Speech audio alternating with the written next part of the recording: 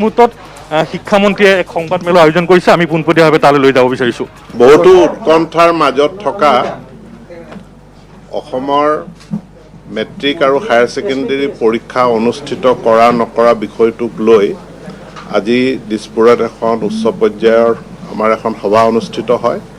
এই সভাত অসম চৰকাৰৰ শিক্ষা বিভাগ, স্বাস্থ্য বিভাগ, সেবা, হায়াৰ ছেকেণ্ডেৰী এডুকেশ্যন কাউন্সিলৰ লগত সদৌ অসম ছাত্ৰ সন্থা আৰু নিখিল বড়ো ছাত্ৰ সন্থাৰ প্ৰতিনিধি, অসম সাহিত্য সভা আৰু বড়ো সাহিত্য সভাৰ প্ৰতিনিধি,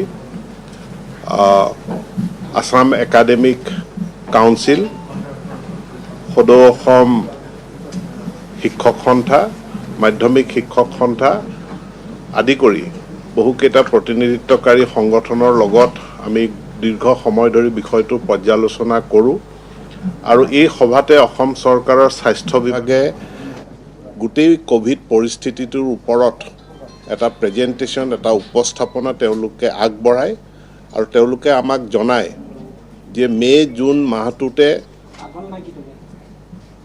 আমাৰ যিসকল 0ৰ পৰা 18 বছৰ বয়সলৈকে থকা যিটো জনসংখ্যা তেওঁলোকৰ যথেষ্ট সংখ্যক লোক কোভিডত আক্ৰান্ত হৈছে আৰু ইয়াৰ পাৰ্চেণ্টেজ হিচাপত শতকৰা হাৰত আমাৰ যিমান লোক কোভিডত আক্ৰান্ত হৈছে তাৰে 14% লোক এই বয়স গ্ৰুপৰ মাজৰ পৰা হৈছে।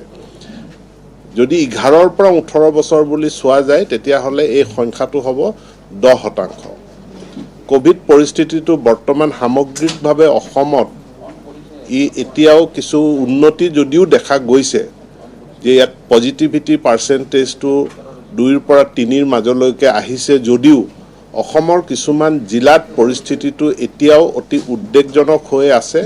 উদাহৰণস্বৰূপে আমাৰ কাছাৰ জিলা, গোলাঘাট জিলা, মৰিগাঁও জিলা, গোৱালপাৰা জিলা, যোৰহাট এই জিলাসমূহত পৰিস্থিতিটো ইয়াত কোভিড পজিটিভিটিৰ শতকৰা হাৰটো এতিয়াও 4ৰ ওপৰত আছে, ক'ৰবাত 5 আৰু 6ৰ মাজত আছে।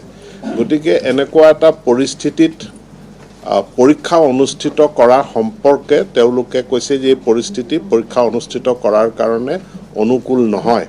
গতিকে তেওঁলোকে দিয়া প্ৰতিবেদনৰ ওপৰত ভিত্তি কৰি আৰু আমি এইটো তেওঁলোকৰ পৰা জানিব বিচাৰিছিলোঁ যে আপোনালোকে কেতিয়া আশা কৰিব পাৰে যে আপোনালোকে এটা আমাক ক'ব পাৰিব যে পৰীক্ষা পাতা সম্পৰ্কে এটা নিৰ্দিষ্ট ছিগনেল কেতিয়ালৈ দিব পাৰে বুলি কওঁতে তেওঁলোকে জনাইছে যে জুলাই মাহৰ 3য় সপ্তাহৰ আগত আমি নিৰ্দিষ্ট কোনো কথা ক'ব নোৱাৰোঁ আৰু আমাৰ পৰিস্থিতিটো হ'ল আমি জুলাই মাহলৈকে ৰখিব নোৱাৰোঁ পৰীক্ষা পাতিম নে নাপাতিম এই বিষয়ে সিদ্ধান্ত লোৱাৰ কাৰণে। সেইকাৰণে আজি সকলোৰে সহমত সাপেক্ষে আমি এনেকুৱা এটা সিদ্ধান্তত উপস্থিত হৈছোঁ যে এই 2021 বৰ্ষৰ মেট্ৰিক আৰু উচ্চতৰ মাধ্যমিকৰ পৰীক্ষা অনুষ্ঠিত নহ'ব।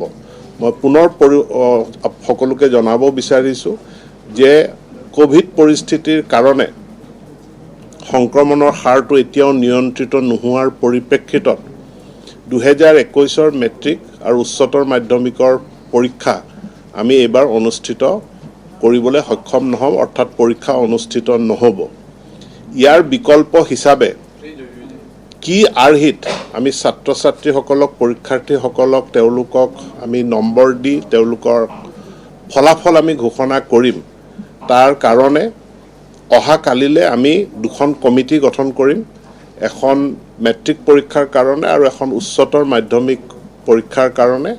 আৰু এই কমিটিকেইখনলৈ মেণ্ডেট থাকিব যে তেওঁলোকে এটা সপ্তাহৰ ভিতৰত তেওঁলোকে এটা মডেলিটিজ, এটা ফৰ্মুলা বা পদ্ধতি কি ধৰণে ৰেকৰ্ড বেছ আমাৰ স্কুলসমূহত যি ৰেকৰ্ড আছে আৰু সেৱা তথা কাউন্সিলৰ হাতত যি ৰেকৰ্ড আছে সেই ৰেকৰ্ডৰ ওপৰত ভিত্তি কৰি তেওঁলোকে নম্বৰ দি পৰীক্ষাৰ ফলাফল ঘোষণা কৰাৰ ফৰ্মুলাটো এসপ্তাহৰ ভিতৰত দিব। আৰু আজি এইটো সিদ্ধান্ত হৈছে যে 31 জুলাইৰ ভিতৰত কাউন্সিল আৰু আমাৰ সেৱা ফলাফল 31 জুলাইৰ ভিতৰত ঘোষণা কৰিব লাগিব আৰু কৰিবৰ কাৰণে আজি যিহেতু ইয়াত আমাৰ কাউন্সিলৰ প্ৰতিনিধিও আছিল, সেৱাৰ প্ৰতিনিধিও আছিল, তেওঁলোকে কৈছে এসপ্তাহৰ ভিতৰত যদি আমাক ফৰ্মুলা দি দিয়ে তেতিয়াহ'লে আমি 31 জুলাইৰ ভিতৰত আমি ফলাফল ঘোষণা কৰিবলৈ সক্ষম হ'ম।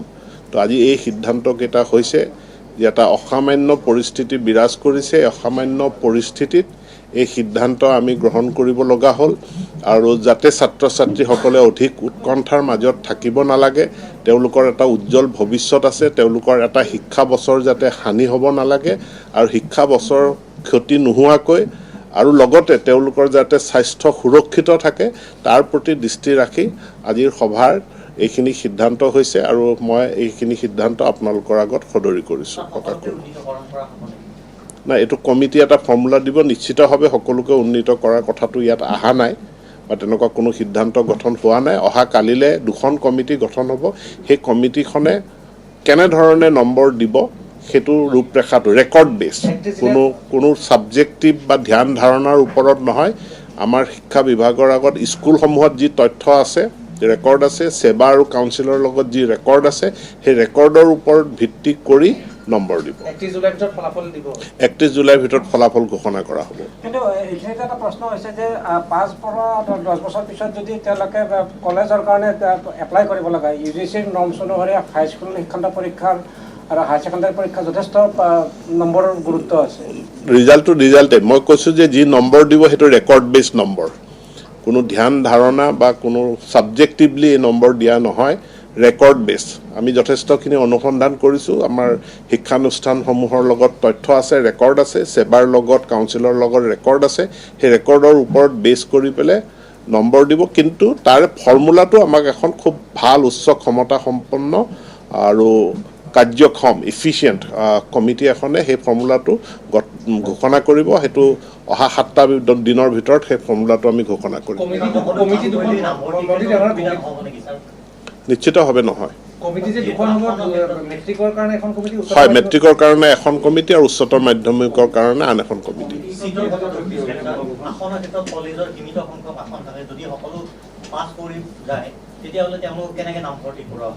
নাই, নাম তাৰ কাৰণে সেইটো এটা বেলেগ সমস্যা বা আমাৰ আসন যথেষ্ট পৰিমাণে আছে। আমাৰ নতুন চৰকাৰী খণ্ডতো আমাৰ স্কুল আমি কলেজ খুলিছোঁ, গতিকে কিমান সংখ্যক পাছ কৰিব এইটো এনেধৰণে নম্বৰ দিয়াৰ কাৰণেই যে 100% পাছ কৰিব তাৰ কোনো গেৰাণ্টি নাই। এইটো আমি কমিটি গঠন কৰি দিছোঁ, তাৰ ৰূপৰেখাটো কমিটিয়ে দিব। নাই, এই গোটেই কমিটিটো